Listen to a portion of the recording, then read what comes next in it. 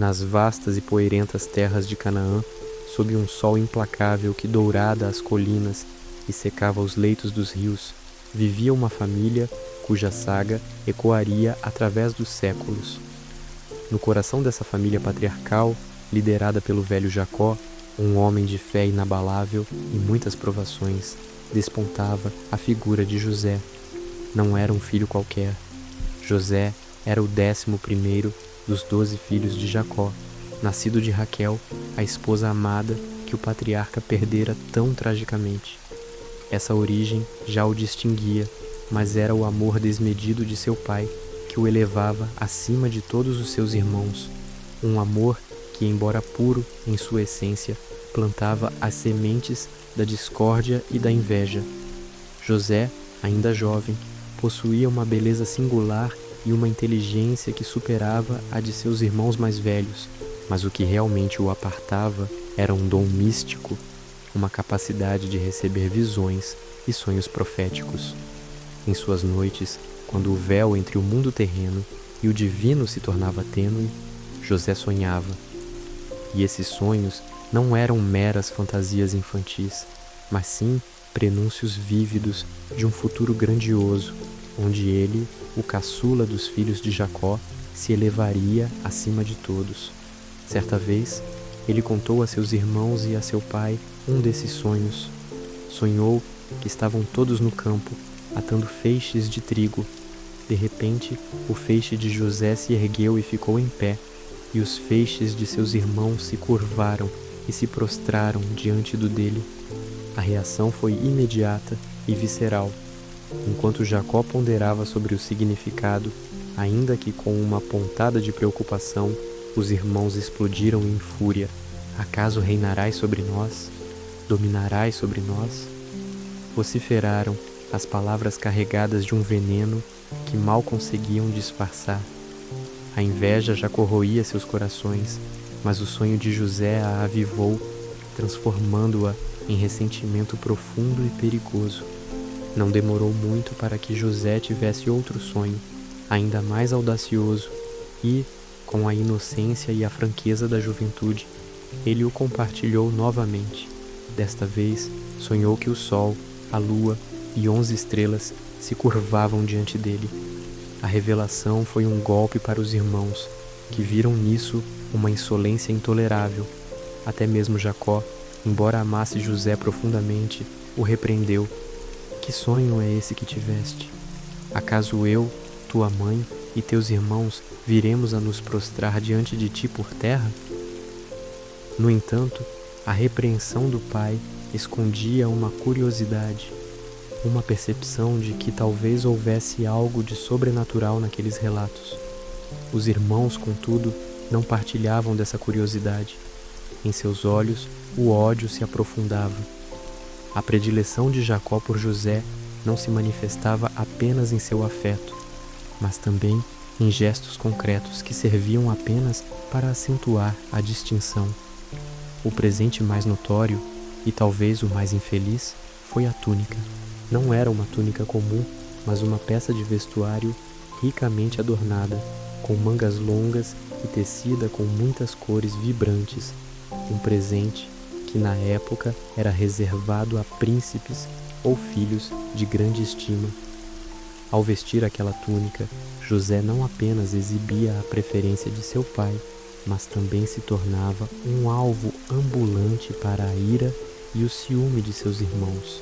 Cada fio colorido da túnica era como uma flecha cravada nos corações invejosos dos mais velhos, que trabalhavam arduamente nos campos e com os rebanhos, enquanto José, o favorito, parecia viver uma vida de privilégios. A semente da discórdia estava firmemente plantada.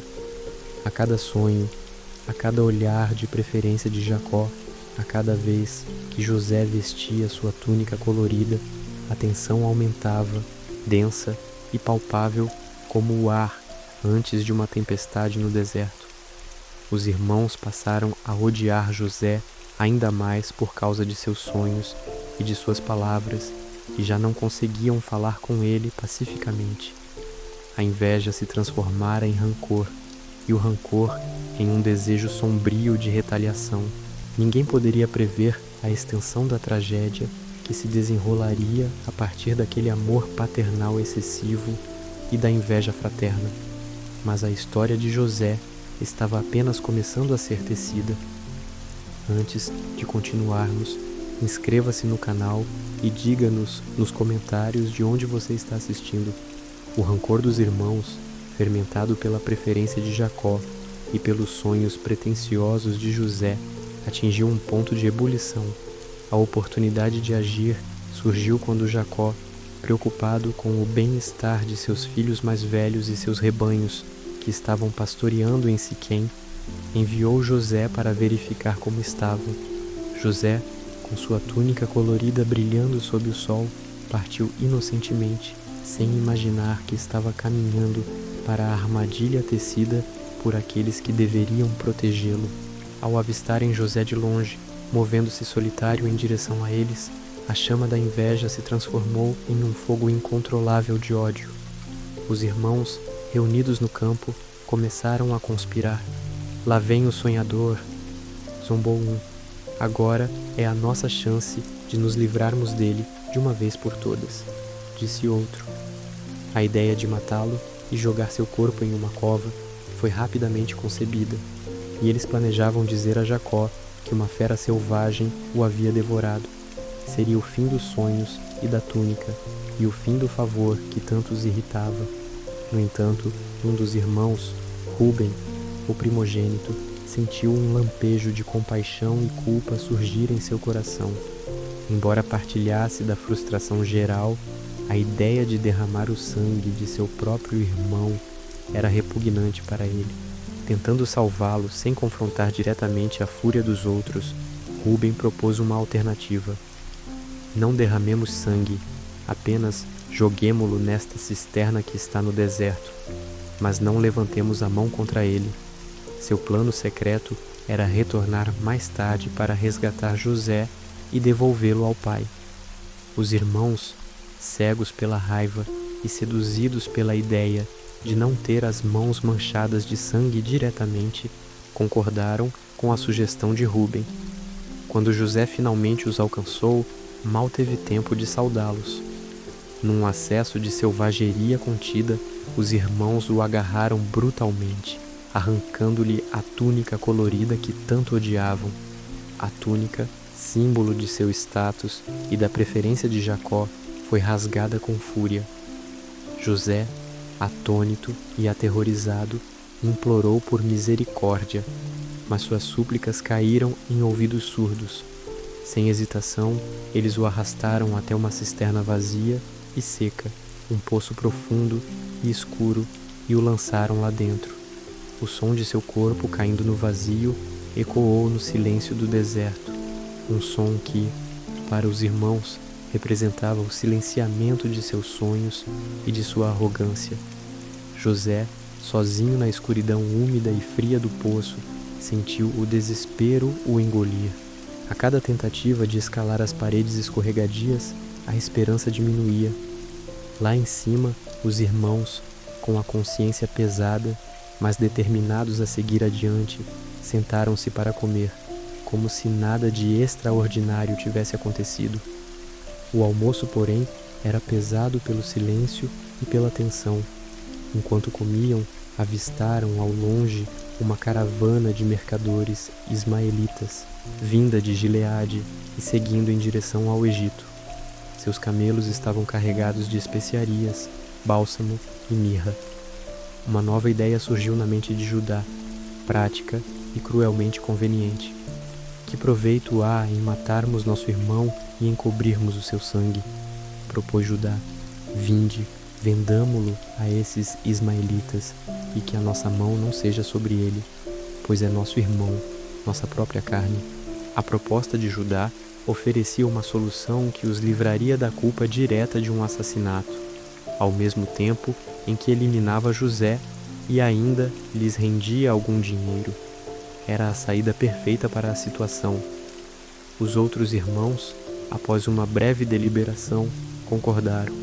Rúben, que havia se afastado temporariamente para cuidar de seus rebanhos, perdeu a chance de intervir.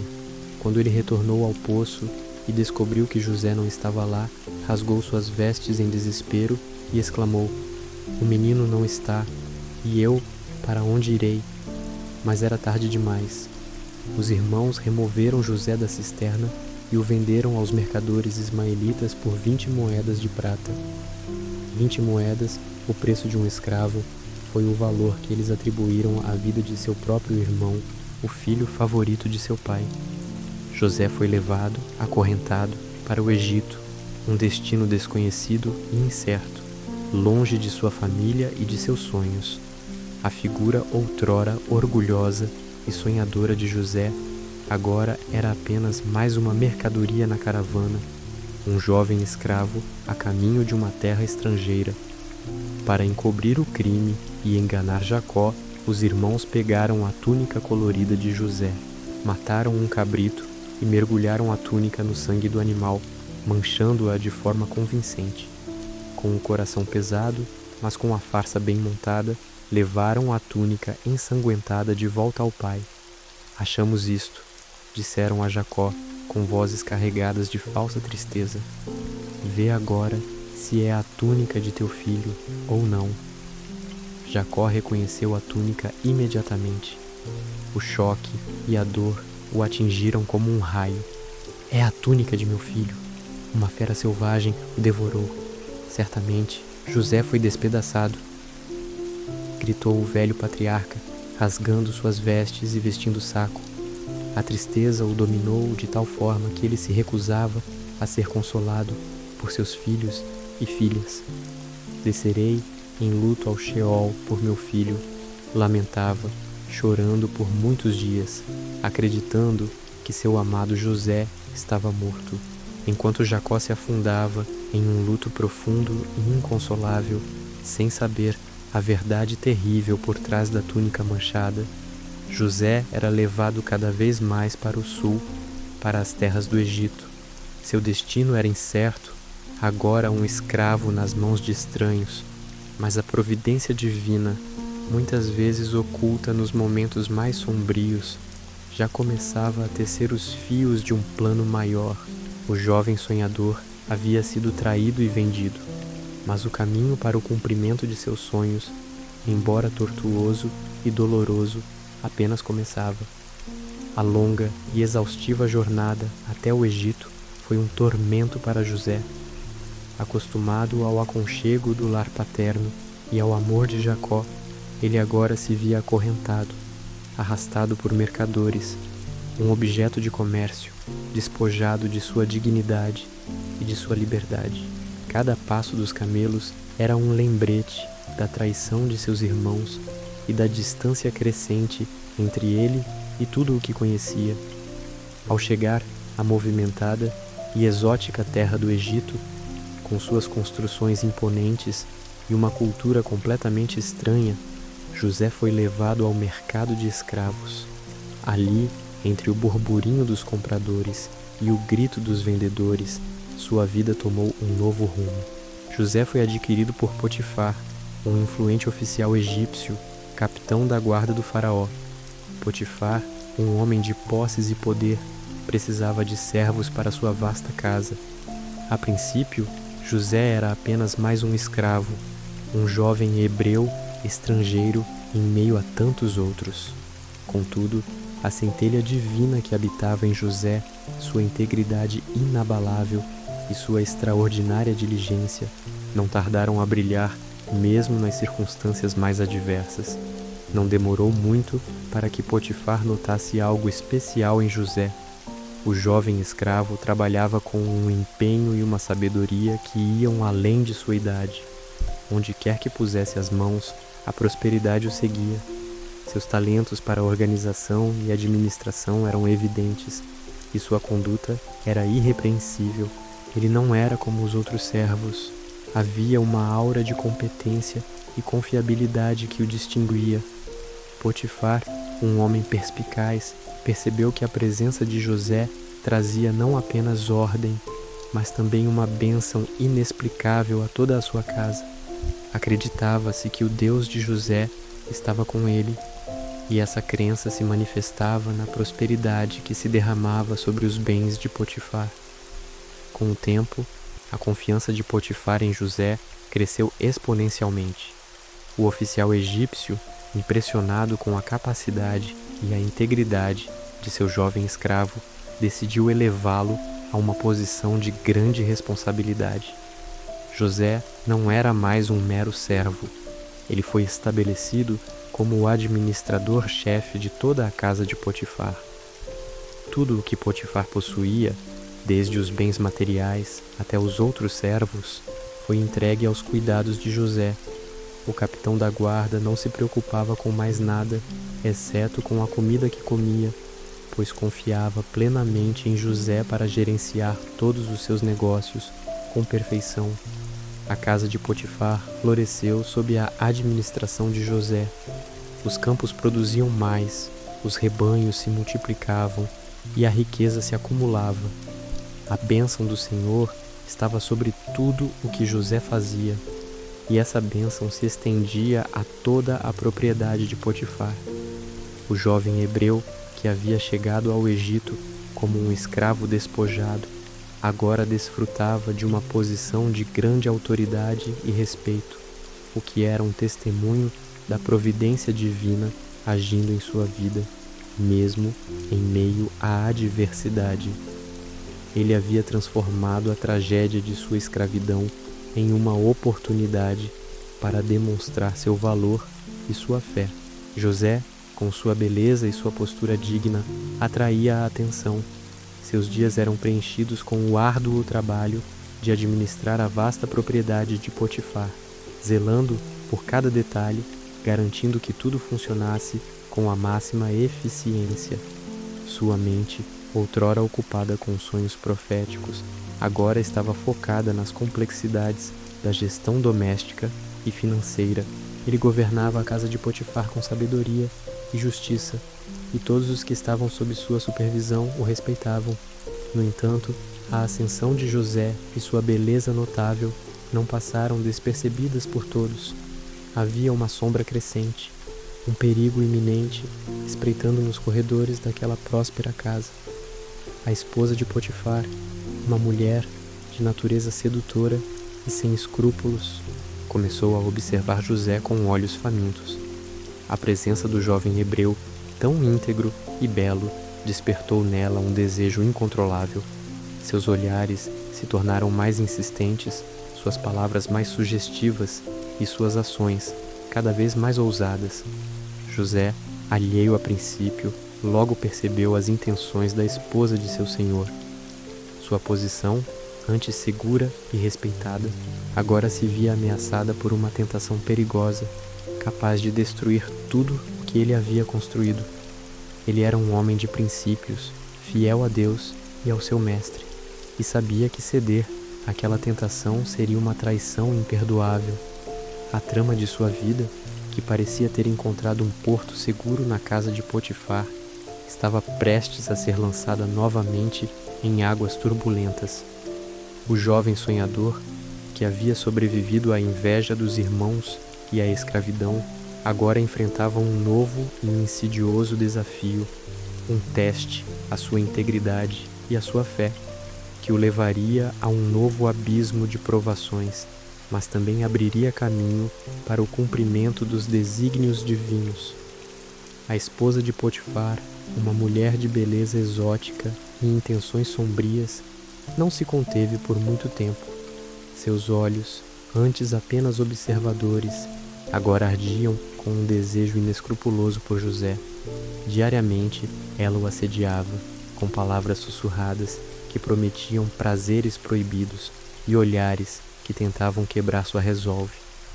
Ela o abordava nos corredores, na cozinha, em qualquer lugar onde pudesse encontrá-lo sozinho, sempre com a mesma proposta indecente: deita-te comigo. José, no entanto, era um homem de princípios inabaláveis, cuja fé em Deus era a âncora de sua moralidade. Cada investida da esposa de Potifar era recebida com uma recusa firme e respeitosa. Como poderia eu cometer uma maldade tão grande e pecar contra Deus e contra o meu Senhor? Ele respondia, sua voz carregada de sinceridade e repulsa.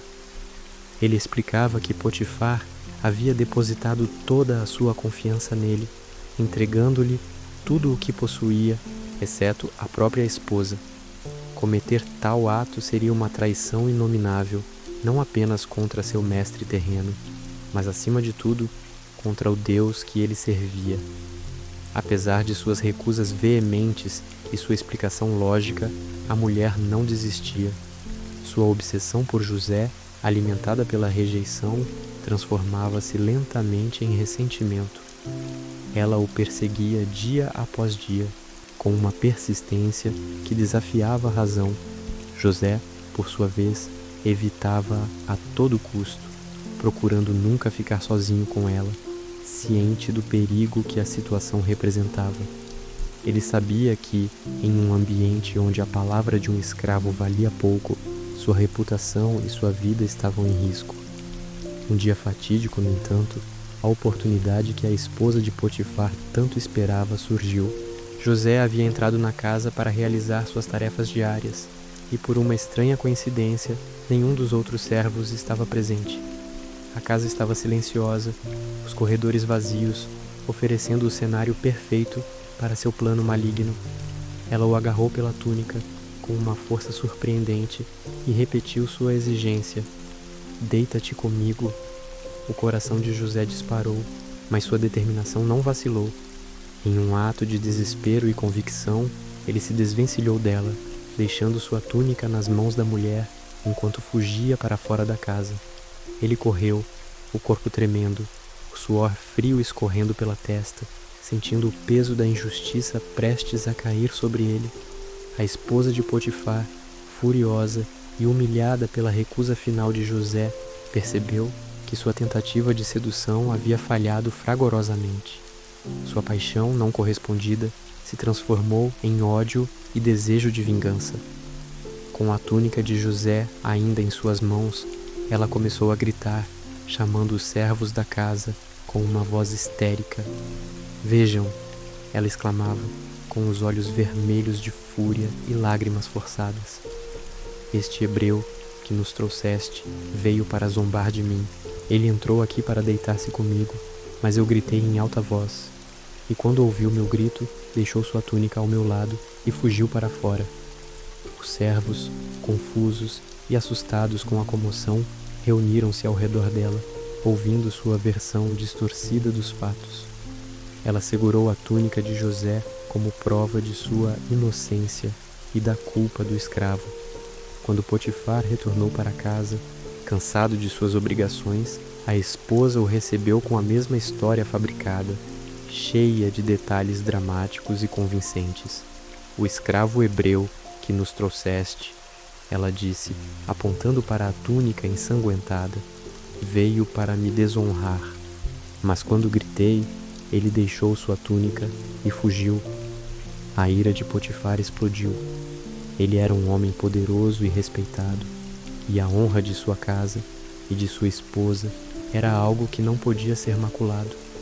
A visão da túnica de José e a narrativa convincente de sua esposa cegaram-no para a lealdade e a integridade que José havia demonstrado ao longo dos anos. A confiança que ele havia depositado em José se estilhaçou em 1000 pedaços, substituída por um sentimento de traição profunda e humilhação. Sem hesitação, Potifar ordenou que José fosse preso.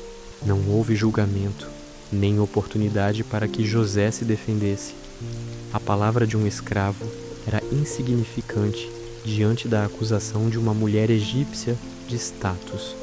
José, o jovem que havia ascendido de escravo a administrador-chefe, foi lançado nas profundezas da masmorra real, um lugar reservado para os prisioneiros do faraó, um calabouço escuro e úmido, onde a esperança muitas vezes morria.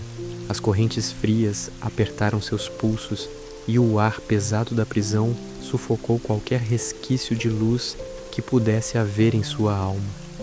Mais uma vez, José se encontrava em uma situação de desespero abjeto. vítima de uma injustiça brutal.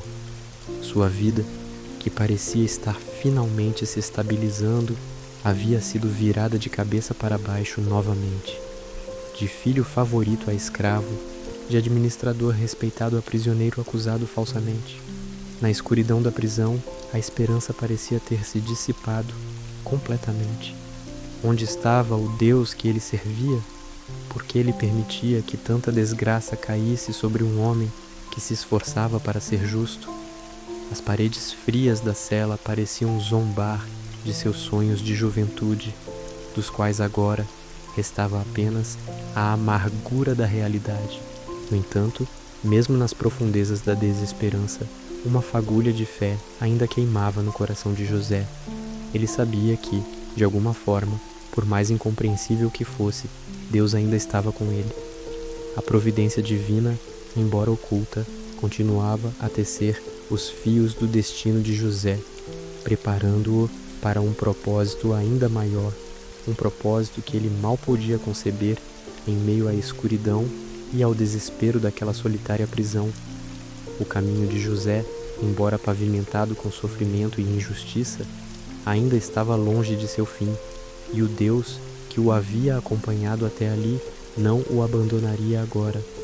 Na escuridão e no isolamento da prisão, onde o tempo parecia diluir-se em dias intermináveis e noites sem estrelas, José manteve sua fé inabalável. Ele não se deixou consumir pela amargura ou pelo desespero, compreendendo que sua retidão não dependia das circunstâncias externas, mas da pureza de seu coração e de sua conexão com Deus. Mesmo acorrentado, sua dignidade e integridade permaneciam intactas, um farol bruxuleante na penumbra daquele lugar sombrio. Ele não se permitia questionar os desígnios divinos, mas buscava entender o propósito por trás de sua provação. A sua conduta exemplar, a sua diligência em tudo que lhe era confiado e a sua inegável bondade, mesmo em meio à adversidade, não passaram despercebidas. O carcereiro, um homem endurecido pela rotina e pela miséria humana que testemunhava diariamente, percebeu algo diferente em José. Havia uma luz interior no jovem hebreu, uma serenidade que contrastava com o desespero e a violência comuns entre os prisioneiros. José não reclamava, não se revoltava. Ele simplesmente agia com sabedoria e discernimentos em cada tarefa que lhe era designada. Impressionado pela sua postura e pela evidente prosperidade que José trazia a tudo que tocava, o carcereiro começou a confiar nele. Rapidamente, José ascendeu de prisioneiro comum a uma posição de destaque dentro da própria prisão. O carcereiro entregou a José a responsabilidade por todos os outros prisioneiros, delegando-lhe a supervisão e a administração de todas as atividades do cárcere. Nada era feito ali sem a aprovação de José, e tudo o que ele fazia prosperava. O carcereiro não se preocupava com coisa alguma que estivesse sob a responsabilidade de José, pois via que Deus estava com ele, e tudo o que José fazia, o Senhor fazia prosperar. A prisão, ironicamente, tornou-se um novo campo de serviço e aprendizado para José, um lugar onde suas habilidades administrativas e sua fé eram testadas e aprimoradas. Foi nesse ambiente inesperado que José encontrou 2 outros prisioneiros de alta patente, o copeiro do faraó e o padeiro do faraó. Ambos haviam caído em desgraça perante o soberano do Egito e estavam detidos na mesma prisão onde José servia. Certa manhã, José os encontrou abatidos, com os rostos marcados por uma profunda angústia. Ao questioná-los sobre o motivo de sua tristeza, ambos revelaram ter tido sonhos perturbadores durante a noite, sonhos que os deixaram inquietos e sem paz, e não havia quem os interpretasse dentro dos muros da prisão. José, com a calma e a confiança que lhe eram características, respondeu: "Não pertencem a Deus as interpretações? Contem-me, peço-vos." Sua voz carregava a autoridade de quem sabia que o dom da interpretação não vinha dele, mas de uma fonte divina. O copeiro do faraó foi o primeiro a relatar seu sonho. Ele descreveu ter visto uma videira com 3 ramos que brotavam, floresciam e produziam cachos de uvas maduras.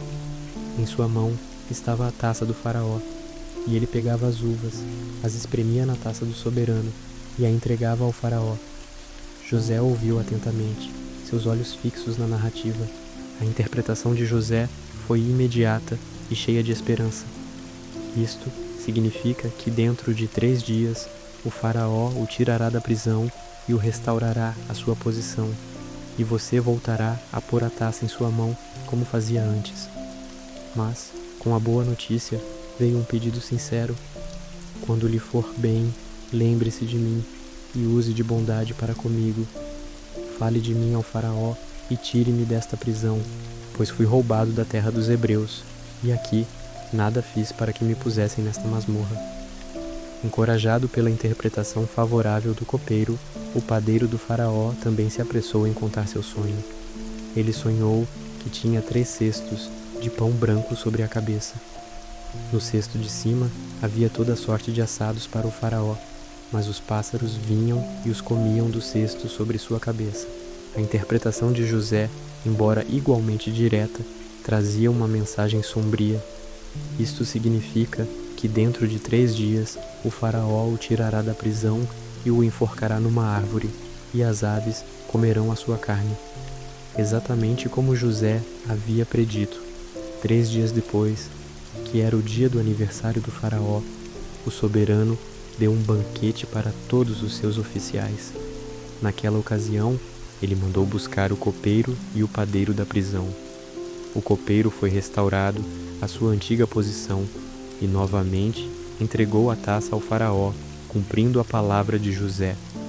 O padeiro, contudo, foi enforcado, tal como José havia interpretado, com as aves do céu realmente vindo para comer sua carne. A precisão das profecias de José era inegável, uma prova viva do dom divino que possuía. A esperança encheu o coração de José. Ele esperava ansiosamente que o copeiro se lembrasse dele, que cumprisse sua promessa e falasse ao faraó sobre o jovem hebreu injustamente aprisionado, um homem com um dom extraordinário. A liberdade parecia finalmente ao seu alcance, uma recompensa por sua fidelidade e seu sofrimento. No entanto, os dias se transformaram em semanas, as semanas em meses e os meses em anos. O copeiro do faraó, uma vez restaurado ao luxo e às responsabilidades de seu cargo na corte, esqueceu-se completamente de José. A promessa feita na escuridão da prisão foi varrida pela rotina e pelos prazeres do palácio.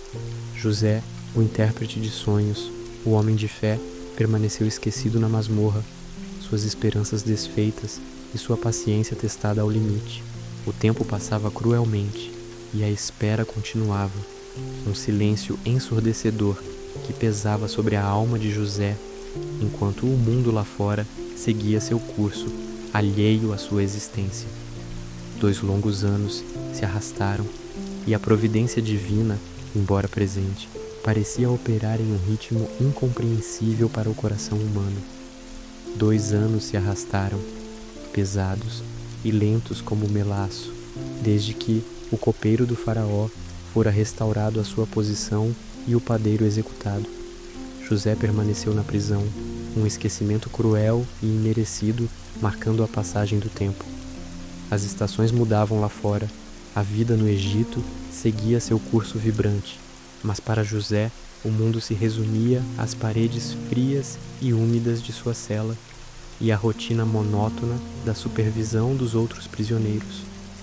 A esperança, por vezes, parecia um luxo distante, uma lembrança tênue de um mundo que agora lhe parecia alheio. No entanto, sua fé, embora testada, nunca vacilou completamente. Ele sabia que havia um propósito maior, um plano divino se desdobrando, mesmo que seus olhos humanos não pudessem discernir seus contornos. Enquanto José definhava no esquecimento, O destino do Egito estava prestes a ser alterado por uma série de eventos que começaram na mente do próprio faraó. Uma noite, o poderoso governante do Egito foi assaltado por sonhos vívidos e perturbadores, que o deixaram em um estado de profunda angústia e confusão. O primeiro sonho mostrou-lhe 7 vacas gordas e formosas subindo do Nilo para pastar nos juncos. Logo depois, 7 outras vacas, magras e feias, subiram do Nilo e devoraram as 7 vacas gordas, mas sua aparência não melhorou, permanecendo tão magras quanto antes. O faraó acordou, aterrorizado, mas conseguiu adormecer novamente. O segundo sonho foi igualmente enigmático e perturbador. Ele viu 7 espigas de trigo, cheias e bonitas, crescendo em uma só haste. Em seguida, 7 espigas murchas, finas e crestadas pelo vento oriental, brotaram depois delas e engoliram as 7 espigas cheias e viçosas. O faraó despertou novamente, seu coração batendo forte no peito, a mente turbulenta com as imagens estranhas e a sensação de um presságio sombrio. Amanhã encontrou-o agitado, sua paz roubada pela incompreensão daqueles símbolos noturnos. Profundamente inquieto, o faraó convocou todos os magos e sábios do Egito. Homens de grande renome, versados nas artes da adivinhação e da interpretação de presságios, foram reunidos no palácio. Um a um, apresentaram suas teorias e suas soluções, mas nenhum deles conseguiu oferecer uma interpretação que satisfizesse o faraó ou aliviasse sua crescente ansiedade. As palavras vazias e as conjecturas sem fundamento apenas aumentavam a frustração do monarca, que sentia que aqueles sonhos continham uma mensagem crucial, mas que permanecia selada, fora de seu alcance. A corte estava empolvorosa, a atmosfera carregada de tensão e impotência. Foi nesse momento de desespero e incerteza que a memória do copeiro do faraó foi subitamente reavivada. Observando a aflição de seu soberano e a incapacidade de todos os sábios em decifrar o mistério, uma fagulha de lembrança acendeu em sua mente. Ele recordou-se daquele jovem hebreu na prisão, daquele servo fiel que havia interpretado seus sonhos e os do padeiro com uma precisão assombrosa. A culpa o invadiu por ter esquecido José por tanto tempo, mas a urgência da situação o impulsionou a falar. Com humildade e um certo tremor na voz, o copeiro dirigiu-se ao faraó. Hoje lembro-me das minhas ofensas, quando Vossa Majestade se irou contra seus servos e me colocou na prisão. A mim e ao padeiro tivemos sonhos em uma mesma noite. Havia conosco um jovem hebreu, servo do capitão da guarda, a quem contamos nossos sonhos. Ele os interpretou para nós, e a interpretação de cada um se cumpriu exatamente como ele havia dito. Eu fui restaurado à minha posição, e o padeiro foi enforcado. As palavras do copeiro ressoaram na sala do trono, trazendo uma nova esperança ao coração do faraó. Ao ouvir as palavras do copeiro, a curiosidade e a esperança acenderam-se nos olhos do faraó. Um jovem hebreu, com o dom de interpretar sonhos e que estava na prisão. Imediatamente, sem hesitação, o faraó deu ordens para que José fosse trazido à sua presença. Mensageiros foram enviados apressadamente à prisão, e em pouco tempo José estava sendo retirado daquele lugar sombrio que o havia aprisionado por 2 longos anos. A notícia de sua convocação pelo faraó deve ter sido um choque, uma torrente de emoções contraditórias, alívio, surpresa, talvez até um resquício de ceticismo.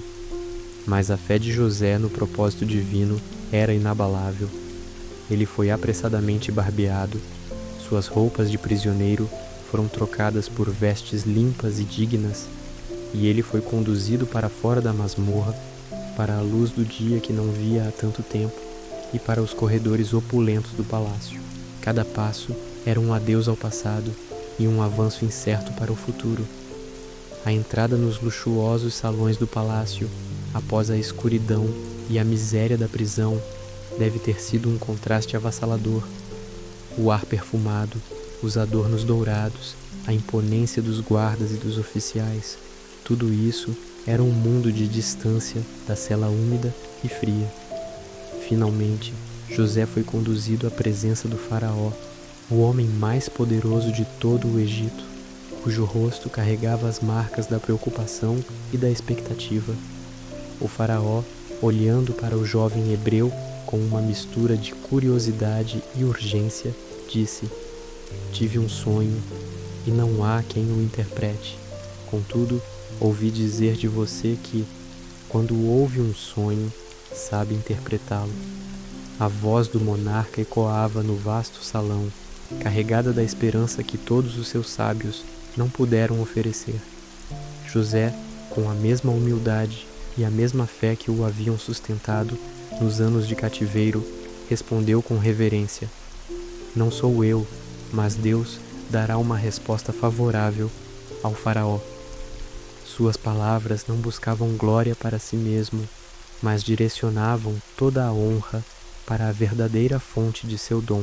Ele sabia que não era sua própria sabedoria, mas a intervenção divina, que o havia levado até aquele momento crucial.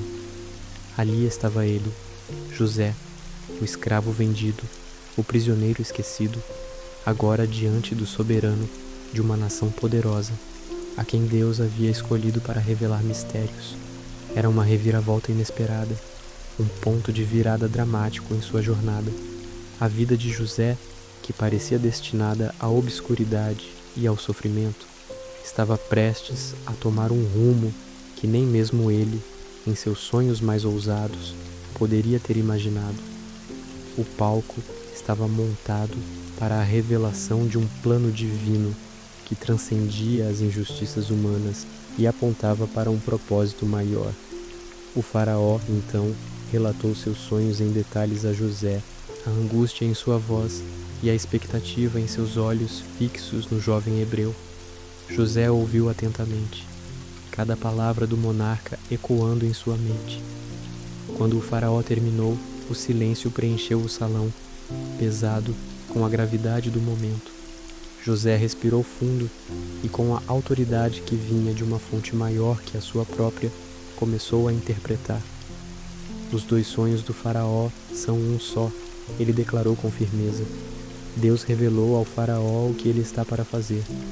As 7 vacas gordas e as 7 espigas cheias são 7 anos de grande fartura. As 7 vacas magras e feias que subiram depois delas e as 7 espigas murchas e crestadas pelo vento oriental são 7 anos de fome. A fome será tão severa que apagará a lembrança da fartura na terra do Egito. As palavras de José caíram como um raio no salão, dissipando a névoa de incerteza que pairava. A explicação era clara, concisa e, acima de tudo, convincente. O faraó e seus conselheiros ouviram com uma mistura de assombro e apreensão. A mensagem era grave, mas a clareza da interpretação trazia um estranho alívio. José não parou por aí. Conhecendo a urgência da situação e a magnitude do que Deus estava prestes a fazer, ele prosseguiu, oferecendo não apenas a interpretação, mas também um plano de ação. "Agora, pois, escolha o faraó um homem ajuizado e sábio e o ponha sobre a terra do Egito." José aconselhou, sua voz calma, mas carregada de convicção. "E faça o faraó isto: ponha supervisores sobre a terra e tome a 5ª parte de toda a colheita da terra do Egito nos 7 anos de fartura. E ajuntem eles todo o mantimento destes bons anos que vêm, e amontoem trigo sob a mão do faraó para mantimento nas cidades, e o guardem. Assim, esse mantimento servirá de reserva para a terra, para os 7 anos de fome que haverá na terra do Egito, para que a terra não pereça de fome." O plano de José era de uma simplicidade genial e de uma sabedoria inegável. era a solução perfeita para a catástrofe iminente. O faraó e todos os seus servos ficaram impressionados com a perspicácia e a inteligência do jovem hebreu. A sabedoria divina que emanava de José era palpável e não havia como ignorá-la. O faraó, que havia testemunhado a incapacidade de todos os seus próprios sábios, reconheceu imediatamente a intervenção de uma força superior. Olhando para José com admiração e um profundo respeito, o faraó dirigiu-se aos seus servos. Acharíamos, porventura, homem como este, em quem haja o Espírito de Deus? A pergunta era retórica, a resposta óbvia. Em seguida, voltando-se para José, o faraó proferiu palavras que mudariam para sempre o destino do Egito e a vida do jovem hebreu. Visto que Deus te fez saber tudo isto, ninguém há tão ajuizado e sábio como tu. Tu serás sobre a minha casa, e por tua boca se governará todo o meu povo. Somente no trono eu serei maior do que tu. Naquele momento, o destino de José, o escravo e prisioneiro, foi completamente transformado. O faraó tirou o seu anel de sinete do próprio dedo e o colocou no dedo de José. Vestiu-o com roupas de linho fino e pôs um colar de ouro em seu pescoço. Em seguida, fez com que José subisse em seu segundo carro e diante dele se apregoava: ajoelhem-se. Assim, José foi constituído governador sobre toda a terra do Egito. Aquele que havia sido vendido como escravo por seus irmãos, aquele que havia sido injustamente acusado e lançado na prisão, agora detinha o segundo maior poder em uma das maiores nações do mundo. Para selar essa extraordinária ascensão e integrá-lo plenamente à sociedade egípcia, o faraó deu a José um novo nome, Zaphenate-Paneia, que significava revelador de segredos, ou sustentador da vida. Além disso, o faraó lhe deu como esposa Azenate, filha de Potífera, sacerdote de On. Era uma união estratégica que conferia a José ainda mais legitimidade e poder dentro da estrutura egípcia. Azenate, uma mulher de linhagem nobre, representava a completa aceitação de José nas mais altas esferas da sociedade. José, com a idade de 30 anos, deixou a prisão para assumir seu novo e monumental cargo. Ele saiu da presença do faraó e percorreu toda a terra do Egito, inspecionando e organizando a implementação de seu plano. Sua mente brilhante e sua inabalável fé em Deus o guiavam a cada passo. A tarefa era gigantesca, mas José estava pronto. Aquele que havia sonhado com feixes e estrelas curvando-se diante dele, agora governava uma nação inteira, preparado para enfrentar os desafios que os anos de fartura e, mais tarde, os anos de fome trariam. O escravo havia se tornado o Senhor, o esquecido, o Salvador. A providência divina tecera uma tapeçaria complexa, transformando a dor e a injustiça em um instrumento de salvação para muitos. José, o jovem sonhador, havia se tornado Zaphenate-Paneia, o governador do Egito, pronto para nutrir o mundo em tempos de escassez. José, agora o poderoso Zaphenate-Paneia, governador do Egito, dedicou-se com uma diligência incansável à sua nova e monumental responsabilidade. Seus 30 anos de idade conferiam-lhe vigor, e sua experiência em lidar com adversidades, somada à sabedoria divina, moldava-o para a tarefa hercúlea que tinha pela frente. Percorreu as vastas terras do Egito, não como um mero observador, mas como o arquiteto de um plano de sobrevivência que salvaria não apenas a nação, mas também as terras vizinhas da calamidade iminente. Os 7 anos de fartura, previstos nos sonhos do faraó e decifrados por José, chegaram com uma generosidade sem precedentes. A terra do Egito produziu em abundância, com colheitas tão vastas que superaram qualquer expectativa.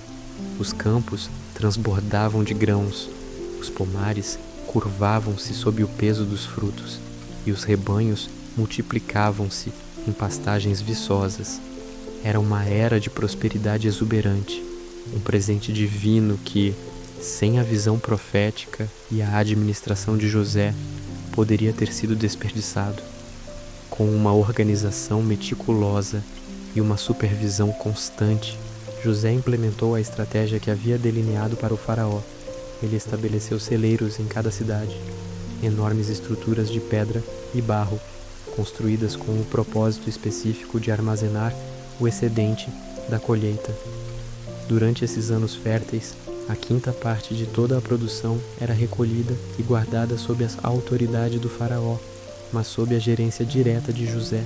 As quantidades de grãos eram tão imensas que, em certo ponto, José parou de registrá-las, pois a contagem se tornou impossível, comparável à areia do mar em sua vastidão. O Egito se tornava, literal e figurativamente, o celeiro do mundo conhecido. A vida pessoal de José também floresceu durante esse período de abundância. Com sua esposa, Azenate, filha de Potífera, sacerdote de On, ele construiu uma família. Antes mesmo que os anos de fome começassem a assolar a terra, Azenate lhe deu 2 filhos, que José abençoou com nomes que refletiam sua jornada e sua fé. O primogênito foi chamado Manassés, pois José disse: Deus me fez esquecer todo o meu trabalho e toda a casa de meu pai. Era um testemunho de sua cura interior, do perdão que ele havia encontrado para as dores do passado e da nova vida que Deus lhe concedera. O segundo filho foi nomeado Efraim, pois José declarou: Deus me fez frutificar na terra da minha aflição. Este nome era um reconhecimento da providência divina que havia transformado seu sofrimento e cativeiro em uma fonte de bênçãos e prosperidade. Enquanto José desfrutava de sua família e supervisionava a prosperidade do Egito, os 7 anos de fartura chegaram ao fim, exatamente como previsto, e com uma inevitabilidade sombria, os 7 anos de fome começaram. A mudança foi dramática e abrangente. O sol, antes fonte de vida e crescimento, parecia agora castigar a terra com um calor implacável. Os céus se fecharam, negando a chuva. Os rios minguaram e a terra, antes fértil, rachou-se em um deserto poeirento. A escassez não se limitou às fronteiras do Egito. Espalhou-se por todas as terras vizinhas, alcançando Canaã, onde Jacó e seus filhos moravam, e todas as nações ao redor. O Egito, no entanto, era uma ilha de esperança em meio ao desespero crescente. Graças à previdência de José, seus celeiros estavam repletos. Quando a fome começou a apertar o povo egípcio, eles clamaram ao faraó por pão. O faraó, por sua vez, respondia a todos: Ide a José, e o que ele vos disser, fazei. José, então, abriu todos os depósitos e começou a vender grãos aos egípcios. Ele administrava a distribuição com sabedoria e justiça, garantindo que o alimento chegasse a todos os que dele necessitavam. Mas a fome não respeitava fronteiras. As notícias da fartura no Egito rapidamente se espalharam, ecoando pelos vales e montanhas, através dos desertos e das cidades em ruínas.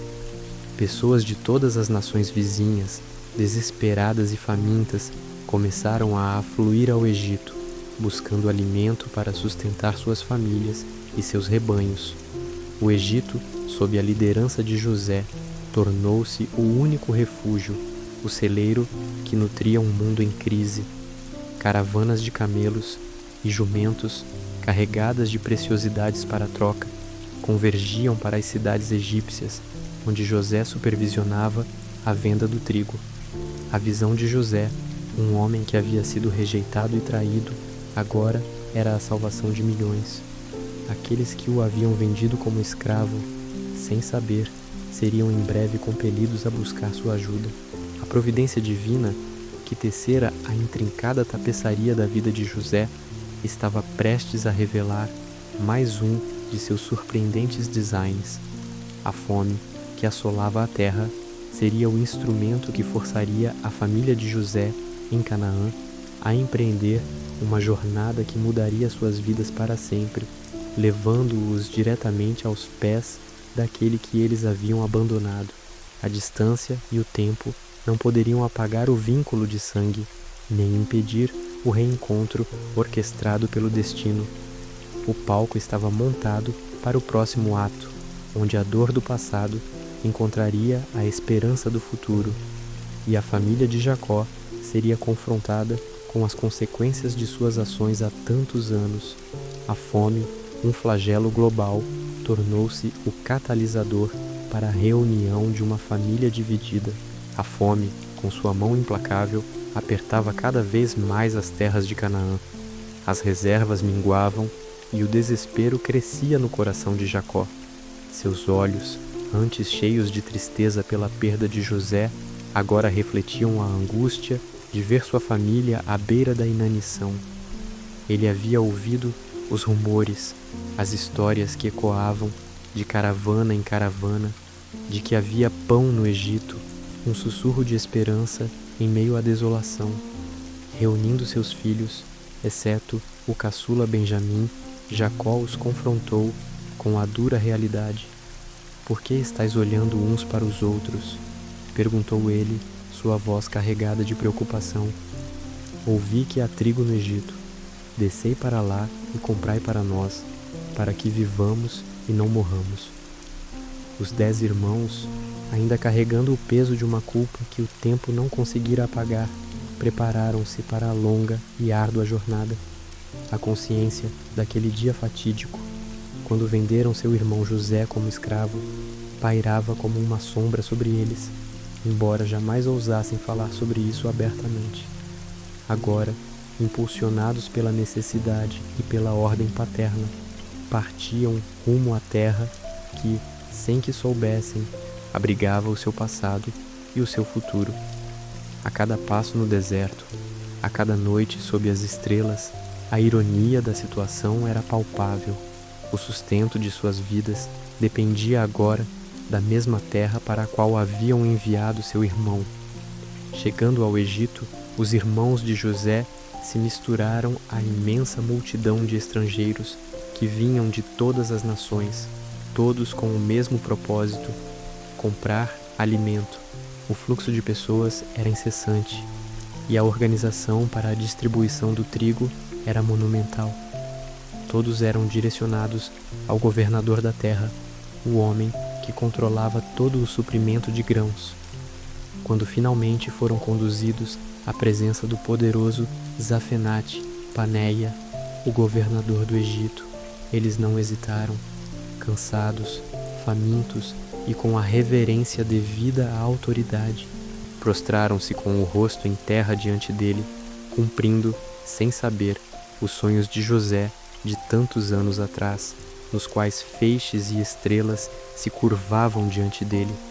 José, sentado em seu trono, observava-os com uma mistura complexa de emoções. A imagem de seus irmãos ali, ajoelhados perante ele, trouxe à tona memórias vívidas de um passado distante e doloroso. Ele os reconheceu imediatamente. Os rostos, embora envelhecidos e marcados pelo tempo e pela dureza da vida, eram inconfundíveis. Ruben, Simeão, Levi, Judá, Issacar, Zebulon, Dan, Naftali, Gade e Azer. Todos estavam ali, exceto Benjamim, o caçula, o único filho de Raquel, sua amada mãe, que não estava presente. O coração de José apertou-se com a ausência do irmão mais novo, e uma pontada de preocupação o atingiu. Onde estaria Benjamim? Estaria Jacó bem? Apesar do turbilhão de sentimentos, José manteve uma expressão severa e inescrutável. Ele decidiu testá-los, observar suas reações, avaliar a profundidade de seus corações. Falou-lhes com aspereza, disfarçando sua voz para que não fosse reconhecido, e questionou a sua origem e o seu propósito. "De onde vindes?" perguntou ele, sua voz grave e autoritária. Os irmãos, tremendo de medo e sem qualquer suspeita de que estavam diante de seu próprio irmão, responderam com humildade: "De Canaã, para comprar mantimento." José, então, os acusou diretamente, com uma ferocidade calculada. Vós sois espiões, viestes para descobrir os pontos fracos da nossa terra. A acusação atingiu os irmãos como um raio. Espiões. A ideia era absurda e perigosa. Eles se apressaram em defender-se, suas vozes cheias de desespero e sinceridade. Não, Senhor, teus servos vieram para comprar mantimento. Somos todos filhos de um só homem, somos homens de bem. Teus servos não são espiões. Explicaram que eram 12 irmãos, que o caçula estava com o pai em Canaã e que um deles já não existia. A menção do irmão que já não existia trouxe a José uma nova onda de dor, mas ele manteve o controle. José, persistindo em seu teste, insistiu na acusação, repetindo: não, antes viestes para ver a nudez da terra. Ele sabia que seu teste precisava ser rigoroso para revelar a verdade sobre a mudança em seus corações. Depois de mais algumas trocas de palavras, José propôs uma prova. Por isto sereis provados, pela vida de Faraó, que daqui não saireis, senão quando o vosso irmão mais novo vier para cá. Ele decretou que um deles seria preso, enquanto os outros voltariam para casa e trariam o caçula, para provar a veracidade de suas palavras. Após 3 dias de apreensão e angústia, José os tirou da prisão. A tensão entre os irmãos era palpável. O medo de serem executados ou vendidos como escravos pairava sobre eles. José, então, apresentou seu plano final. Fazei isto, e vivereis, porque eu temo a Deus. Se sois homens de bem, fique um de vós preso na casa de vossa prisão. E vós, ide, levai pão para a fome de vossas casas. E trazei-me o vosso irmão mais novo, e assim se verificarão vossas palavras, e não morrereis. Os irmãos, atônitos e sem alternativa, concordaram. Então José escolheu Simeão e o prendeu diante dos olhos dos outros. A cena foi um choque para todos. A visão de Simeão sendo amarrado e levado para uma cela escura encheu os corações dos irmãos restantes de terror. Eles se viram em uma situação desesperadora, capturados em uma armadilha que eles mesmos haviam, de certa forma, construído. A memória do que fizeram a José, agora, os assombrava com uma intensidade avassaladora. Na verdade, somos culpados por causa de nosso irmão, porque vimos a angústia de sua alma, quando nos rogava, e não o ouvimos. Por isso, nos veio esta angústia. Disseram uns aos outros, sem saber que José, que entendia cada palavra hebraica que proferiam, ouvia tudo. José teve que se afastar deles por um momento, para chorar em segredo. Tamanha era a emoção de ouvir o lamento e o arrependimento de seus irmãos. Depois de se recompor, José retornou e, ainda falando asperamente, ordenou que os sacos dos irmãos fossem cheios de trigo.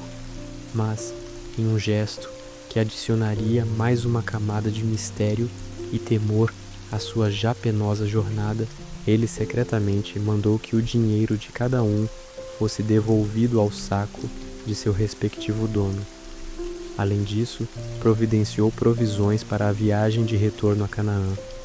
Os irmãos, ainda abalados pela prisão de Simeão e pela acusação de serem espiões, partiram do Egito. A viagem de volta seria longa e cheia de incertezas. Eles tinham que convencer Jacó a permitir que Benjamim os acompanhasse de volta ao Egito, uma tarefa que sabiam ser quase impossível.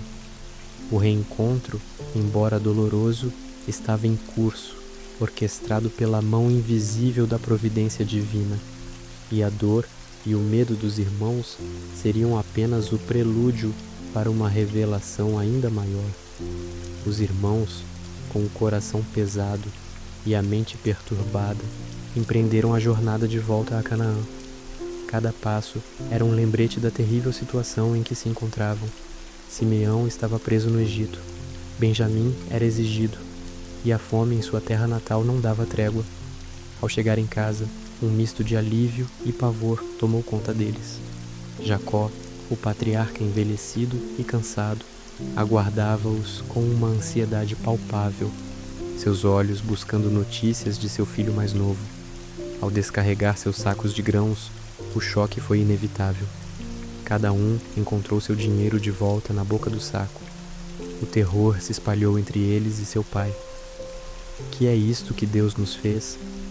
exclamaram, o medo de uma nova acusação egípcia sobrecarregando-os. O retorno do dinheiro, em vez de ser um alívio, tornou-se mais um enigma, um sinal sinistro de que algo muito mais complexo e perigoso estava em jogo. Então, com a voz embargada pela angústia, eles relataram a Jacó tudo o que havia acontecido no Egito.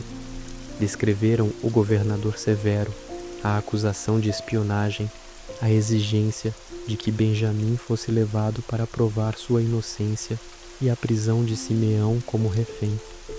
A cada palavra, o rosto de Jacó se contorcia em dor. "Meus filhos me tirastes. José já não existe. Simeão também já não existe. E agora quereis levar Benjamim. Todas estas coisas vieram sobre mim", lamentou o velho pai, sentindo o peso de uma tragédia que parecia não ter fim. A perda de José ainda era uma ferida aberta, e a perspectiva de perder Benjamim, o último filho de sua amada Raquel, era insuportável. Rúben, o primogênito, tentou acalmar o pai, oferecendo seus próprios filhos como garantia. "Mata os meus 2 filhos, se eu não o trouxer de volta a ti. Entrega-o em minhas mãos, e eu t'o farei voltar", disse ele, desesperado para restaurar a confiança de Jacó. Mas o patriarca, em sua dor profunda, recusou-se veementemente. "Meu filho não descerá convosco, porque seu irmão é morto, e ele ficou só. E se lhe sucede algum desastre no caminho, por onde fordes, fareis descer minhas cãs com tristeza ao Seol", declarou Jacó, irredutível em sua decisão.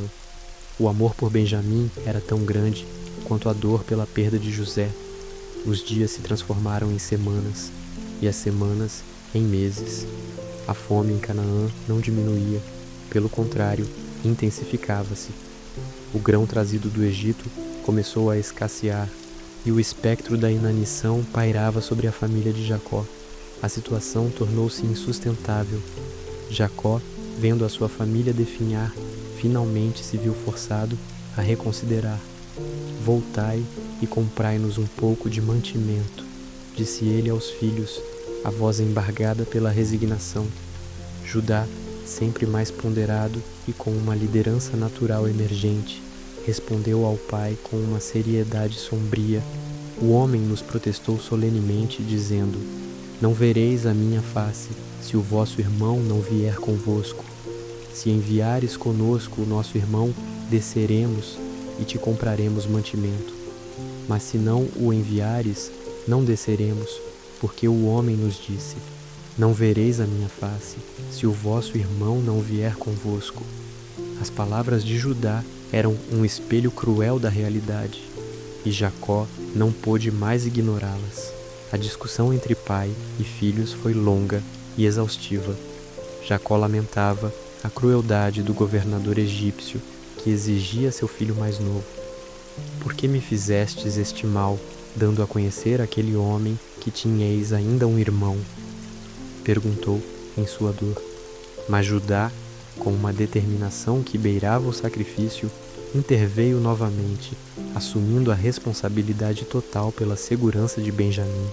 "Envia o moço comigo, e levantar-nos-emos, e iremos, para que vivamos e não morramos, nem nós, nem tu, nem os nossos filhos. Eu serei seu fiador, da minha mão o requererás. Se eu não te o trouxer, e não o puser diante de ti, serei culpado para contigo todos os dias." A promessa de Judá era um grito de desespero, mas também de lealdade e amor filial. Com o coração apertado e os olhos marejados, Jacó finalmente cedeu. A fome era uma força mais poderosa do que sua própria vontade. "Se assim é, fazei isto: tomai do melhor desta terra em vossos vasos, e levai um presente àquele homem: um pouco de bálsamo, um pouco de mel, especiarias, mirra nozes de pistache e amêndoas. Levai também em vossas mãos dinheiro em dobro, e o dinheiro que tornou a vir na boca dos vossos sacos, levai-o também em vossas mãos, porventura foi engano. E levai vosso irmão, e levantai-vos, e voltai àquele homem. E Deus Todo-Poderoso vos dê misericórdia diante daquele homem, para que vos deixe vir com o vosso outro irmão e com Benjamim. E eu, se for desfilhado, desfilhado ficarei, disse Jacó, a resignação permeando cada palavra. O velho patriarca estava se preparando para o pior, entregando o destino de seu precioso Benjamim nas mãos divinas. Assim, os irmãos, agora com Benjamim entre eles, e com presentes e dinheiro em dobro, partiram novamente para o Egito. A caravana seguia seu caminho sob o sol escaldante, mas a atmosfera era diferente da primeira viagem. Uma nova tensão pairava no ar, uma mistura de esperança e um medo paralisante. Benjamim, o caçula, o único filho de Raquel, que Jacó ainda tinha, era a chave para a liberdade de Simeão e a salvação de sua família. Todos os olhos e a responsabilidade repousavam sobre ele. A cada milha percorrida, o reencontro com o governador egípcio se aproximava, e com ele a incerteza de um futuro que poderia tanto trazer a reconciliação quanto a completa ruína. José, do alto de seu poder, aguardava-os, e a presença de Benjamim desencadearia uma série de eventos que mudariam para sempre o destino daquela família. Ao chegarem ao Egito, os irmãos foram conduzidos novamente à presença de José, o poderoso governador. Seus corações batiam descompassados, uma mistura de alívio por terem chegado e pavor pelo que estava por vir. José, ao ver Benjamim entre eles, sentiu uma onda de emoção invadir seu peito. Aquele era seu irmão de ventre, o filho caçula de sua amada Raquel, o mesmo menino que ele havia deixado para trás, há tantos anos, quando foi arrancado de sua família. Uma saudade profunda e uma ternura quase esquecida brotaram em sua alma, mas ele se esforçou para manter sua postura severa, pois o teste final dos irmãos ainda não havia sido concluído. Com uma voz que tentava disfarçar a comoção, José ordenou ao seu mordomo: levai estes homens à casa, e matai uma res, e preparai-a, porque estes homens comerão comigo ao meio-dia. O convite repentino para uma refeição na casa do governador pegou os irmãos de surpresa, enchendo-os de apreensão. Eles temiam que fosse uma armadilha, talvez por causa do dinheiro que havia retornado em seus sacos na primeira viagem. É por causa do dinheiro que tornara nos nossos sacos na primeira vez que nos trouxeram aqui, para nos sobrecarregarem e nos tomarem por servos, a nós e aos nossos jumentos. Cochichavam, o pânico evidente em seus rostos. Ao chegarem à casa de José, eles se aproximaram do mordomo e tentaram explicar a situação do dinheiro, oferecendo-o de volta. O mordomo, porém, os acalmou. Paz seja convosco, não temais. O vosso Deus e o Deus de vosso pai vos deu um tesouro em vossos sacos. O vosso dinheiro me chegou. E para o alívio deles, ele trouxe Simeão de volta, libertando-o da prisão. Aquele gesto, inesperado e gentil, acalmou um pouco os corações aflitos dos irmãos. Quando José chegou à sua casa ao meio-dia, os irmãos apresentaram-lhe os presentes que haviam trazido de Canaã e se prostraram diante dele com os rostos em terra, cumprindo, sem saber, um dos antigos sonhos de José. Ele o saudou com aparente indiferença, mas seus olhos fixaram-se em Benjamim. É este o vosso irmão mais novo, de quem me falastes? Perguntou José, com a voz embargada pela emoção. Deus te dê graça, meu filho, acrescentou, quase sussurrando. A visão de Benjamim despertou nele uma torrente de memórias e um amor fraterno avassalador. José teve que se retirar apressadamente para um aposento particular, onde chorou, incapaz de conter as lágrimas que brotavam de um coração que se dividia entre a severidade necessária para o teste e a ternura inegável por sua família. Após lavar o rosto e recompor-se, José retornou e ordenou que a refeição fosse servida. Eles se sentaram em mesas separadas, uma para José, outra para os egípcios que comiam com ele, e uma para os irmãos. Os irmãos ficaram espantados ao verem que foram sentados em ordem de idade, do mais velho ao mais novo, como se o governador soubesse de antemão a hierarquia da família. José enviou porções de sua própria mesa para cada um deles, mas a porção de Benjamim era 5 vezes maior que a dos outros, um sinal de distinção e talvez um novo teste para a inveja que um dia o havia levado à escravidão. Eles comeram e beberam com José, e a tensão anterior deu lugar a um breve momento de confraternização, embora a sombra do desconhecido ainda pairasse sobre eles. Na manhã seguinte, José deu uma ordem secreta ao seu mordomo: enche os sacos destes homens de mantimento quanto puderem levar, e põe o dinheiro de cada um na boca do seu saco. E a minha taça, a taça de prata, tu a porás na boca do saco do mais novo, com o dinheiro do seu mantimento. O mordomo obedeceu às instruções de seu senhor, e os irmãos, sem suspeitar de nada, partiram cedo, com seus jumentos carregados de grãos e seus corações um pouco mais leves, esperançosos de que a provação havia terminado. Mas a paz durou pouco.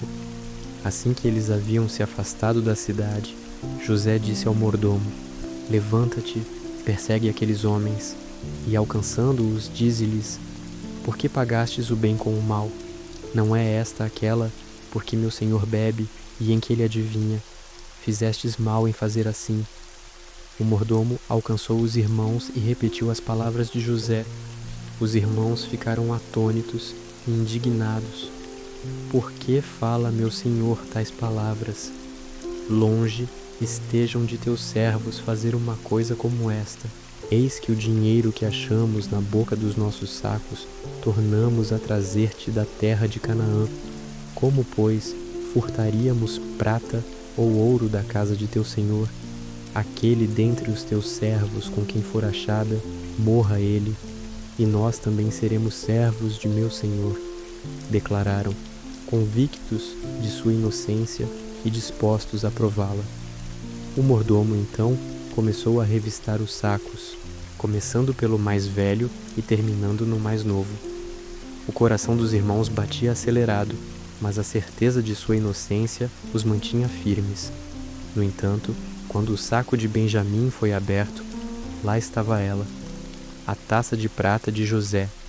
Um silêncio sepulcral caiu sobre o grupo. O choque e o desespero foram indescritíveis. Rasgaram suas vestes em sinal de luto e angústia e, com os corações despedaçados, voltaram à cidade. Ao chegarem à casa de José, ele ainda estava lá. Eles caíram por terra diante dele, prostrados.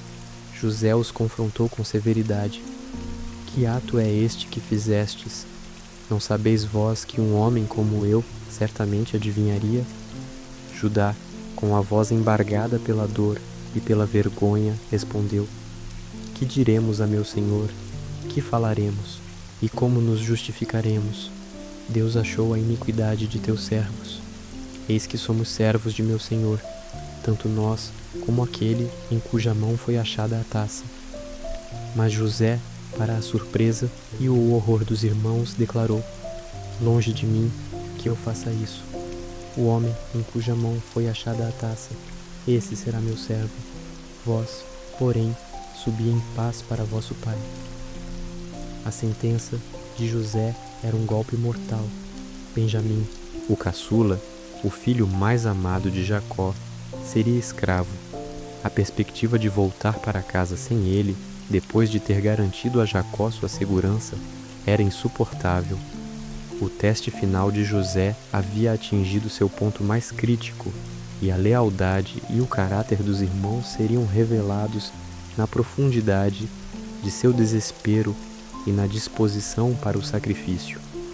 A dor de Benjamim, condenado a uma vida de servidão, ressoava com a própria história de José, e os irmãos se viram diante de um dilema moral que os forçaria a confrontar as consequências de seus atos passados. O sacrifício de Judá, nesse momento de angústia, seria a chave para a revelação e a reconciliação que se seguiriam, um elo crucial na corrente dos eventos divinamente orquestrados.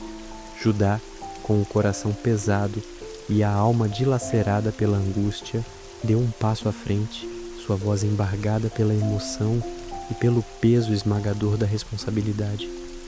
A visão de Benjamim, o irmão caçula, prestes a ser condenado à servidão, era um golpe insuportável. Para Judá, significava não apenas a perda de um irmão amado, mas também o fim de seu pai, Jacó, que certamente morreria de tristeza se soubesse do destino de Benjamim.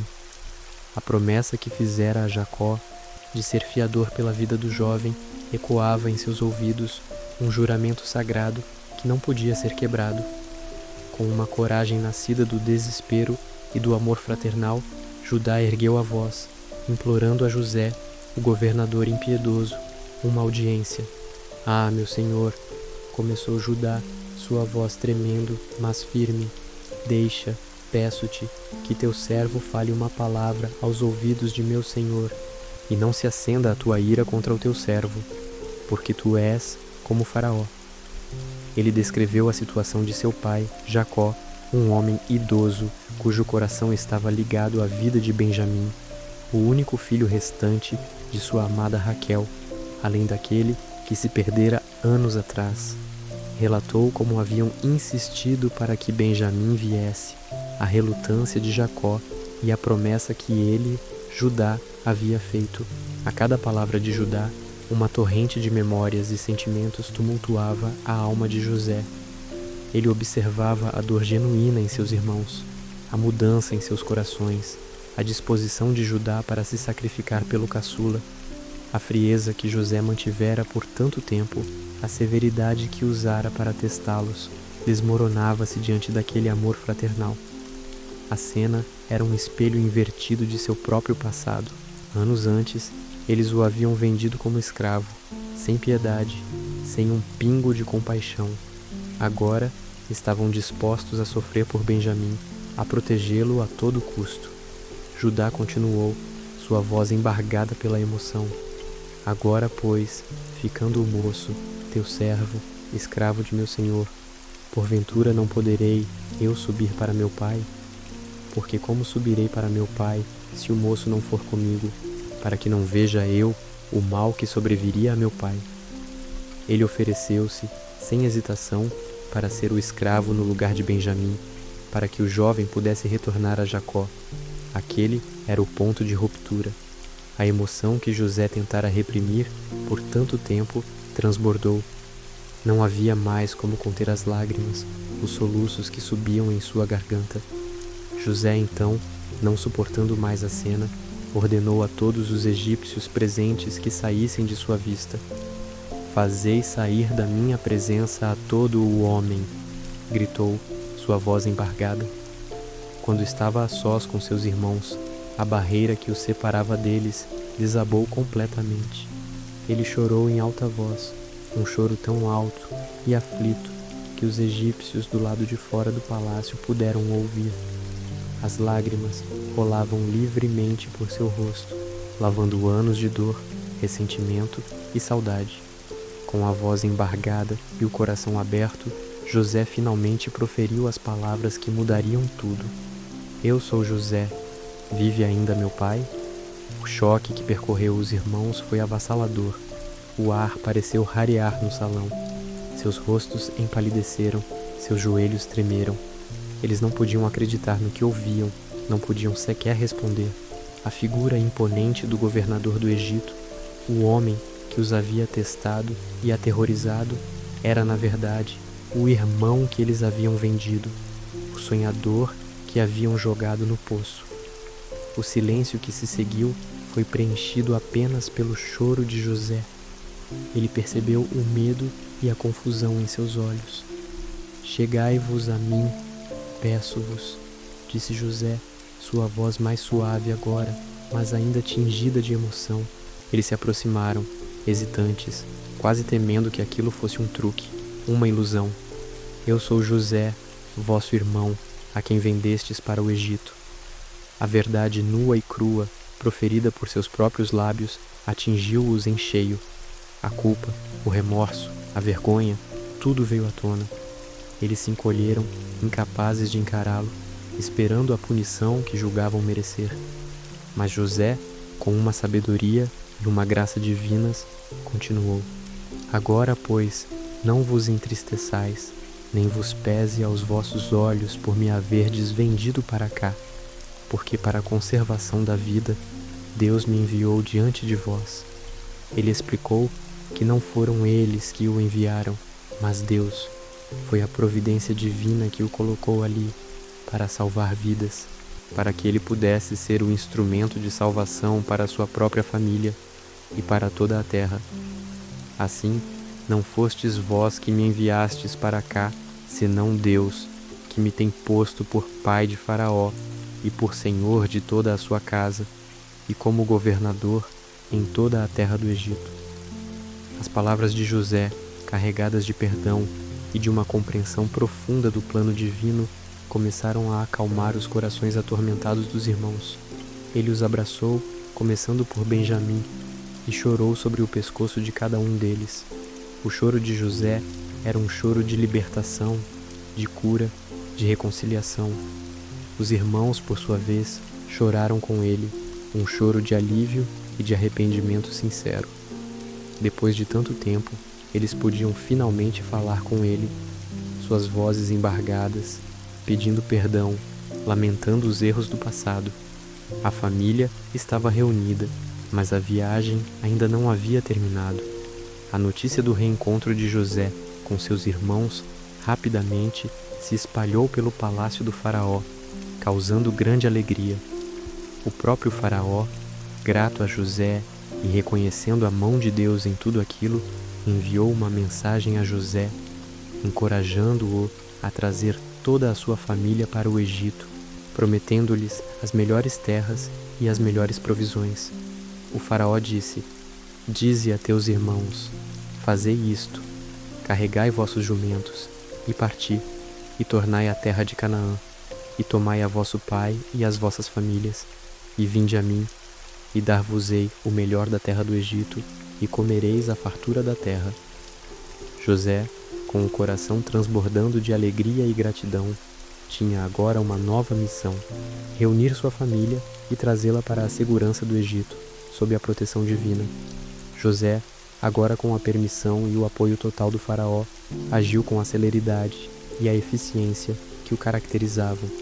Seus irmãos, ainda atônitos com a revelação e o perdão, foram instruídos a voltar para Canaã, mas não de mãos vazias.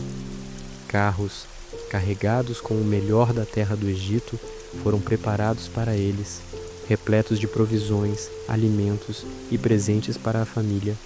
Cada irmão recebeu um conjunto de roupas novas, mas Benjamim, o caçula, foi agraciado com 5 mudas de roupa e 300 peças de prata, um sinal do afeto especial de José. Além disso, José enviou ao seu pai, Jacó, um presente ainda mais generoso: 10 jumentos carregados com o que havia de melhor no Egito, e 10 jumentas carregadas de trigo, pão e alimentos para a viagem. A mensagem era clara e repleta de esperança. Não brigueis pelo caminho, disse José aos irmãos, um lembrete sutil das antigas discórdias que haviam quase destruído sua família.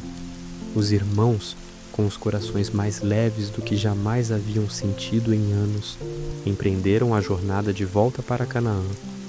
A paisagem desértica, que antes lhes parecia tão hostil, agora se abria como um caminho de redenção. Eles não carregavam apenas bens materiais, mas uma notícia que transformaria a vida de seu pai. Ao chegarem à casa de Jacó, a notícia explodiu como um trovão em meio à quietude da velhice. José ainda vive! Gritaram, suas vozes embargadas pela emoção. E ele é governador em toda a terra do Egito. Jacó, o patriarca já curvado pelo tempo e pela dor, não podia acreditar. A princípio, seu coração desmaiou, pois ele não lhes deu crédito. A notícia parecia boa demais para ser verdade, uma cruel ilusão. Por mais de 20 anos, ele havia vivido com a certeza da morte de seu filho amado, José. A túnica, manchada de sangue, os anos de luto profundo, a ausência de esperança. Tudo isso havia se entranhado em sua alma. Mas então, eles contaram toda a história, cada detalhe do reencontro, do perdão, da magnificência de José como governador.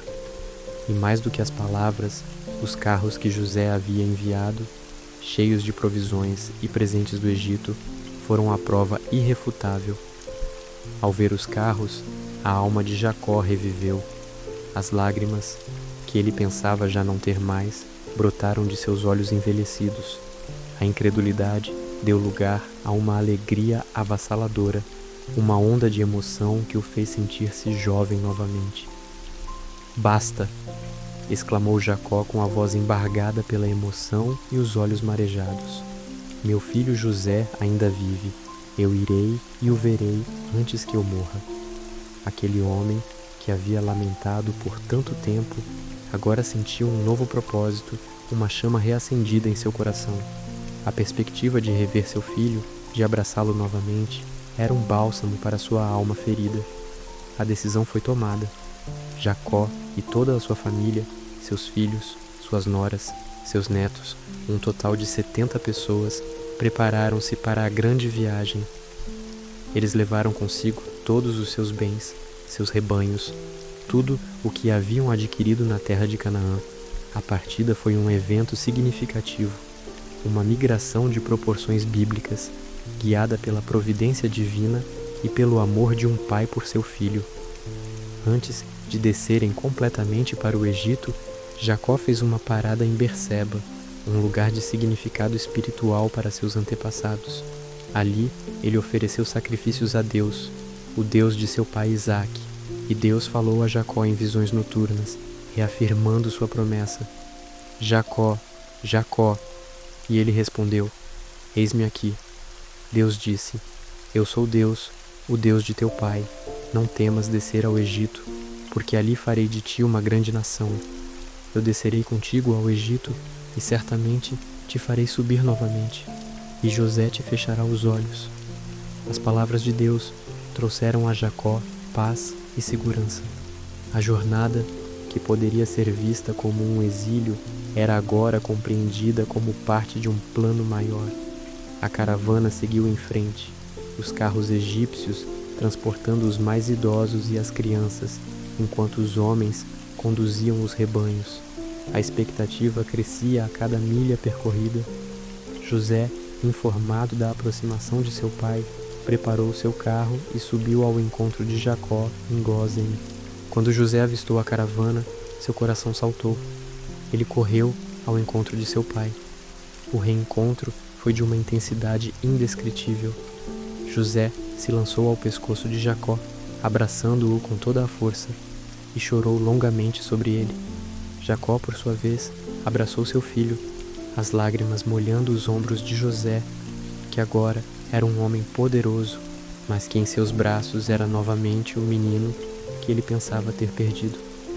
"Agora posso morrer, depois de ter visto o teu rosto, pois ainda vives", disse Jacó, com a voz embargada, a paz finalmente preenchendo seu coração. Aquele momento, tão esperado, tão sonhado, era a culminação de uma jornada de dor, fé e providência. A família estava finalmente unida em uma nova terra, sob a proteção de José, o governador do Egito, e sob a bênção de Deus. A história de um jovem sonhador, vendido como escravo, havia se transformado na saga de um salvador, reunindo sua linhagem e preparando o palco para o futuro de uma grande nação. O Egito, a terra da escravidão futura, era agora o refúgio e o berço de Israel. A instalação da família de Jacó na terra de Gósen, a mais fértil e estratégica do Egito, marcou o início de um novo capítulo para a descendência de Israel. José, como governador, assegurou que seu pai e seus irmãos recebessem o melhor da terra, garantindo-lhes pastagens abundantes para seus rebanhos e provisões contínuas para suas famílias. Aquele que fora vendido como escravo agora provia para aqueles que o haviam traído um testemunho vivo da providência divina e do poder do perdão. A fome ainda assolava as terras ao redor, mas em Gósen, sob a proteção de José, a família de Jacó florescia. Os anos de escassez foram severos, e a sabedoria de José foi a salvação não só para o Egito, mas para todas as nações que vinham comprar alimento. Ele administrou com maestria os vastos armazéns, vendendo grãos ao povo em troca de dinheiro, gado e, por fim, suas próprias terras, concentrando o poder e a riqueza nas mãos do faraó, mas sempre garantindo a sobrevivência de todos. Contudo, para sua família, a provisão era gratuita, um sinal de seu amor incondicional e da graça divina que o impulsionava. Os israelitas prosperaram em Gósen, multiplicando-se e fortalecendo-se, tornando-se uma comunidade distinta e abençoada dentro do Egito. Jacó, o patriarca, viveu por mais 17 anos na terra do Egito, desfrutando da companhia de seu filho José e de seus netos, Manassés e Efraim.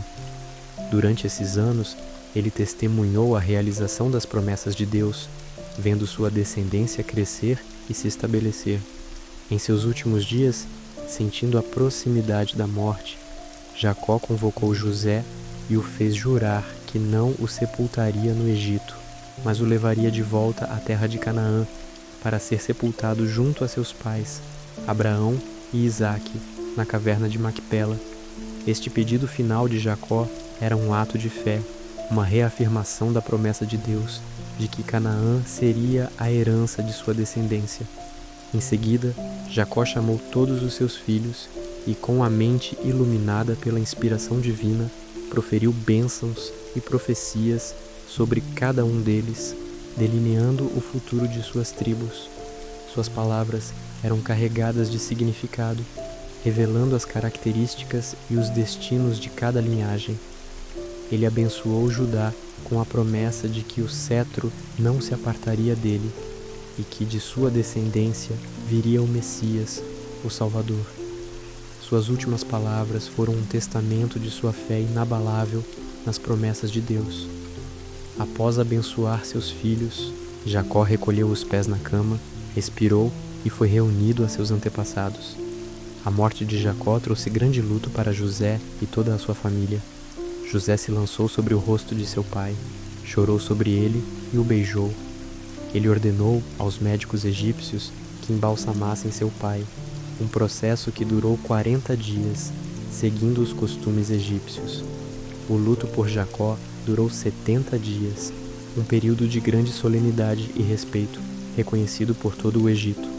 José, cumprindo sua promessa, liderou uma grande caravana, composta por seus irmãos, os servos do faraó, os anciãos de sua casa e os anciãos da terra do Egito, além de carros e cavaleiros, para levar o corpo de Jacó até Canaã. Foi um cortejo imponente, que demonstrou a grandeza e o respeito que José havia conquistado. Ao chegarem à eira de Atade, além do Jordão, eles lamentaram com um pranto grande e muito amargo, e José fez um luto de 7 dias por seu pai. Os moradores da terra, os cananeus, vendo o luto na eira de Atade, disseram: "Este é um grande luto dos egípcios." Por isso, o nome daquele lugar foi chamado Abel-Mizraim, que significa pranto dos egípcios. Assim, os filhos de Jacó fizeram-lhe conforme ele havia ordenado. Levaram-no à terra de Canaã e o sepultaram na caverna do campo de Macpela, o campo que Abraão comprara de Efron, o heteu, como propriedade para a sepultura. Após o sepultamento de seu pai, José e seus irmãos retornaram ao Egito. No entanto, o temor se apoderou dos irmãos de José. Eles pensaram: Talvez José nos aborreça e certamente nos retribuirá todo o mal que lhe fizemos. Então enviaram uma mensagem a José, dizendo: Teu pai nos ordenou antes de morrer, dizendo: Assim direis a José: Perdoa, rogo-te, a transgressão de teus irmãos e o seu pecado, porque te fizeram mal. Agora, pois, te rogamos que perdoes a transgressão dos servos do Deus de teu pai. Quando José recebeu a mensagem, chorou. Seus irmãos então foram pessoalmente a ele, prostraram-se diante dele e disseram: Eis-nos aqui, por teus servos. Mas José lhes respondeu com uma profunda emoção e uma fé inabalável: Não temais, acaso estou eu em lugar de Deus? Vós bem intentastes mal contra mim, porém Deus o tornou em bem, para fazer como se vê neste dia, para conservar em vida a muito povo. Agora, pois, não temais, eu vos sustentarei, a vós e a vossos filhos. E assim os consolou e lhes falou ao coração. As palavras de José ressoaram com o perdão e a redenção, selando a paz e a união definitiva da família. José viveu por 110 anos. Ele viu os filhos de Efraim até a 3ª geração, e também os filhos de Maquir, filho de Manassés, nascidos sobre os seus joelhos. Antes de sua morte, José convocou seus irmãos e lhes disse: Eu morro, mas Deus certamente vos visitará e vos fará subir desta terra para a terra que jurou a Abraão, a Isaque e a Jacó. E fez os filhos de Israel jurarem, dizendo: Quando Deus vos visitar, levareis os meus ossos daqui. Assim, José morreu, sendo embalsamado e posto num caixão no Egito. A história de José, de um jovem sonhador, vendido como escravo, injustamente aprisionado, mas elevado a governador de uma nação, é um testemunho eterno da fidelidade de Deus e de seu propósito soberano. De um poço seco a um trono, José demonstrou que a providência divina pode transformar o mal em bem, a dor em propósito e a desgraça em glória. Seu legado não foi apenas o de um líder sábio e um provedor para sua família, mas o de um homem de fé inabalável, cujo perdão e amor abriu caminho para a formação da grande nação de Israel, que um dia sairia do Egito, levando consigo a esperança e a promessa guardada nos ossos de José, rumo à terra prometida. A saga de José, o salvador de sua família, encerrou-se com a certeza de que Deus estava no controle, tecendo um futuro grandioso a partir das mais humildes e dolorosas origens.